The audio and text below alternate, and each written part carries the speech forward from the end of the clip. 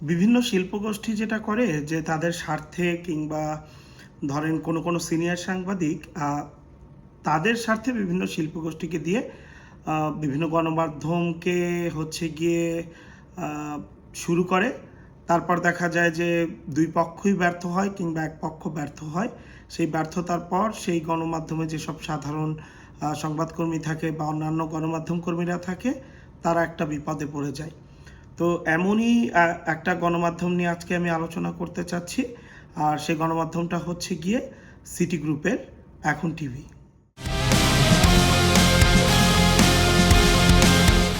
ওকে, এখন টিভি নিয়ে যদি আমাদের কথা বলা শুরু করতে হয় তাহলে অনেক আগে থেকে শুরু করতে হবে।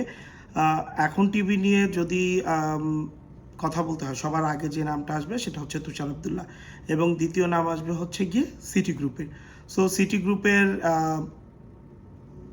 মালিকানায় এখন টিভি রয়েছে, এইটা মোটামুটি গণমাধ্যমের সকলে জানেন, অনেক সাধারণ মানুষেরও জানা। এই ঘটনার আগে যেটা জানা জরুরি সেটা হচ্ছে গিয়ে একটা সময় তুষার আবদুল্লাহ সময় টিভিতে তিনি নানান ধরনের সমস্যায় জড়ায় পড়েন। বিভিন্ন ধরনের নানান ধরনের সংকট ক্রিয়েট হয়। সময় টিভির গল্পটা আলাদা, সেটা আর একদিন বলবো। তখন তার মনে হলো যে তার নিজের একটা বসার জায়গা দরকার। কারণ তুষার আবদুল্লাহ একটা সময় যে ধরনের সাংবাদিকতা করতেন, ওই সাংবাদিকতাটার না সময় শেষ হয়ে গেছে। নতুন করে একটা সাংবাদিকতা ধারা প্রচলিত হয়েছে, যেই ধারার সঙ্গে আসলে তুষার আবদুল্লাহ কোনোভাবে সেট হইতে পারতেছিলেন না। অনেকে মনে করেন যে তুষার আবদুল্লাহ চাইলেই অন্য বড় জায়গায় যেতে পারতেন বা অনেক কিছু, কিন্তু তুষার আবদুল্লাহ যাওয়ার চেয়েও তাকে নেওয়ার একটা প্রশ্ন বারবারই থেকে গেছে। সেই জায়গা থেকে তার বসার একটা জায়গার দরকার ছিল। উনি সিটি গ্রুপকে বোঝাইতে সক্ষম হয়েছে যে যে ধরনের বিজ্ঞাপন তারা সব জায়গায় দিচ্ছেন, ওইগুলো দিয়ে একটা বিজনেস টেলিভিশন চালানো সম্ভব। তো তখন হচ্ছে স্পাইস টিভি নামে একটা টিভির লাইসেন্স ছিল, খুব সম্ভবত এটা ফুয়াং গ্রুপের, এবং স্পাইস এফএম খুব আলোচিত ছিল। আর যে ট্যাস বলে একজন প্রোগ্রাম করতে হচ্ছে স্পাইস টিভিতে, স্পাইস এফএমে। সো ওই জায়গা থেকে এই স্পাইস টিভিকেই লাইসেন্সকে নেওয়া হয়, সেটাকে এখন টিভিতে রূপ দেওয়া হয়। এটা আমি কোভিডের পরের ঘটনা বলতেছি।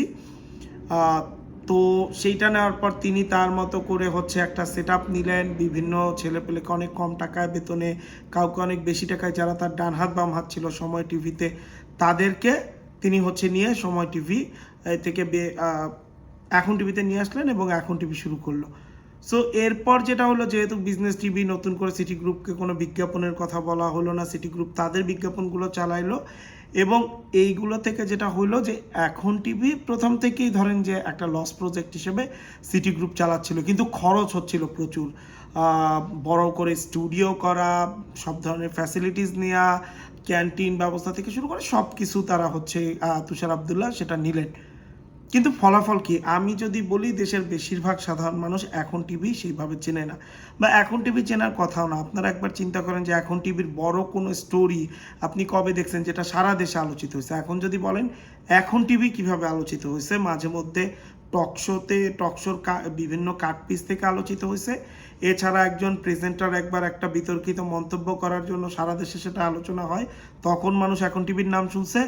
এরপর এখন টিভিরে পরিচিত করছে জামায়াত এবং এনসিপি, যখন হচ্ছে এখন টিভির 4জন রিপোর্টারকে হচ্ছে ওএসডি করা হলো। এবং এই ওএসডি করা 4 সাংবাদিকই তুষার আবদুল্লাহর খুবই ঘনিষ্ঠ ছিল। এই ওএসডি নিয়ে যখন রাজনীতি শুরু হলো, সংসদে আলোচনা হলো, তখন অনেক মানুষ শুনলো যে সিটি গ্রুপের আরও একটা টিভি আছে, সেটার নাম হচ্ছে এখন টিভি। সো প্রথম থেকেই লস প্রজেক্টে চলা, গত কয়েক বছর ধরে লস প্রজেক্টে চলা এই টিভি নিয়ে আসলে সিটি গ্রুপ এখন খুবই বিপদে। তুষার আবদুল্লাহ তার বিশাল স্যালারি সেটা তিনি ঠিকই নিচ্ছেন, বাকিদের অনেক ভালো ভালো রিপোর্টার যারা ছিলেন বা অনেক আশা নিয়ে যারা আসছিলেন, প্রডিউসার বিভিন্ন বিভাগে, তারা আস্তে আস্তে চলে যাইতে শুরু করছে। এখন টিভি এই মুহূর্তের অবস্থা যদি বলি, যে আগে প্রথম 1 থেকে 5 তারিখের মধ্যে স্যালারি ঢুকে যাইতো, গত মাসে 15 তারিখের দিকে স্যালারি ঢুকছে, এবং ধারণা করা হচ্ছে এই মাসেও এই অবস্থা হইতে পারে, নাও হইতে পারে। তারপরও যে খুব ছোট ছোট খুব সিমটম থাকে যে একটা টিভি লসে চলতেছে বা খুব বাজে একটা সিচুয়েশনের দিকে যাচ্ছে। আমি সিমটম যদি বলি, যে এদের ক্যান্টিনে একসময় খুবই খাবার দাবার, এগুলো খুব সিলি মনে হলেও এগুলো সিমটম হিসেবে ধরা হয়। খাবার এক সময় যেমন ছিল, এখন সেই জায়গাটা চেঞ্জ হয়ে গেছে। আগে খাবারের ক্যান্টিনে বেসিন ছিল 60টা, সেখানে 3টা বেসিন অফ করে দেওয়া হয়েছে খরচ বাঁচানোর জন্য। খুবই মানে মানে এইগুলো খুব চিন্তার বাইরে, কিন্তু এগুলো সিমটম। এছাড়া লাইট বন্ধ করার একটা ইস্যুস তৈরি হয়েছে নতুন করে, খুব দ্রুত রাতে লাইট যাতে খরচ বাঁচানো যায়। আগে পিক অ্যান্ড ড্রপের গাড়ি ছিল, সেই গাড়ি 3টা থেকে কমায় 1টায় নিয়ে আসা হয়েছে। নানান ধরনের ফ্যাসিলিটিস যেগুলো হচ্ছে গিয়ে রিপোর্টারদের কমায় আনার ফলে রিপোর্টাররাই এখন বুঝতে পারতেছে যে হচ্ছে এখন টিভি তার সেই আগের জৌলস হারাইছে, বা সিটি গ্রুপ সেই আগের মতো এখন টিভি নিয়ে ভাবতেছে না। এর বাইরে যদি আমি বলি, সিটি গ্রুপের এই মুহূর্তে বাজারে 25,000 কোটি টাকার উপর ঋণ রয়েছে ব্যাংকে। সেই ঋণ থেকে বারবারই আলোচনায় আসতেছে তাদের যে লস প্রজেক্টগুলো, সেগুলোতে তারা নতুন বিনিয়োগ আনার চেষ্টা করতেছে, অথবা সেটা তারা সেল করে দেওয়ার চেষ্টা করতেছে।